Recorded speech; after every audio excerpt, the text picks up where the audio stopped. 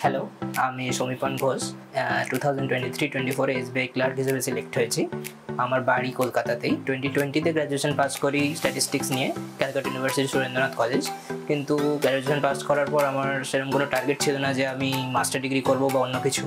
তাই বন্ধুদের থেকে খবর পাই যেরকম অনেক ইনস্টিটিউট আছে কাছাকাছি যেখানে গভর্নমেন্ট এক্সামের জন্য পড়ানো হয়। আমার খুব ইচ্ছা ছিল যে গভর্নমেন্ট এক্সাম স্পেশালি ব্যাংকে চাকরি করার, কিন্তু এত ইনস্টিটিউট দেখার পরেও আমার অ্যাভিয়েশন ইনস্টিটিউট দেখে মনে হয় যে হ্যাঁ, এখানকার স্টুডেন্টদের সাকসেস রেট বেশি।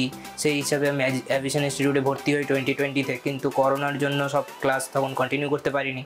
তারপর আবার 2020 শেষের দিকে ক্লাস চালু হয়, যখন আমি ক্লাস করি প্রত্যেক টিচারের থেকে খুব ভালো হেল্প পাই এই টাফ জার্নি গভর্নমেন্ট এক্সামের, যেখানে প্রত্যেকবার প্রায় 2-3 বছর আমার সিলেকশন হয়নি। অনেক ভেঙে পড়ার ব্যাপার আছে, তার সাথে ফ্রেন্ড ফ্যামিলি সবার সাপোর্ট আছে, আমাদের অ্যাভিয়েশন ইনস্টিটিউটের টিচারদের সাপোর্ট আছে, সব রকম মক টেস্ট সলিউশন, ক্লাস হোক বা ক্লাসের বাইরে সব সময় টিচারদের হেল্প। সেই নিয়ে আমার ফাইনালি 2023-24 এসবিআই ক্লার্কে সিলেকশন হয়েছে। সেই নিয়ে আমি অনেক খুশি।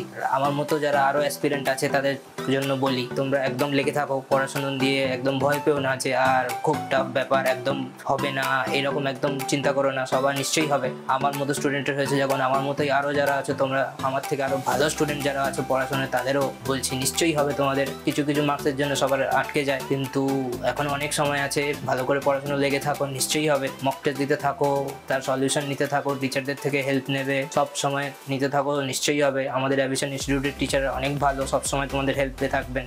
তোমরা প্র্যাকটিস করতে থাকো, নিজেদের স্ট্র্যাটেজি বানাতে থাকো, কীভাবে পরীক্ষা দেবে, কীভাবে পরীক্ষা অ্যাটেম্প্ট করবে।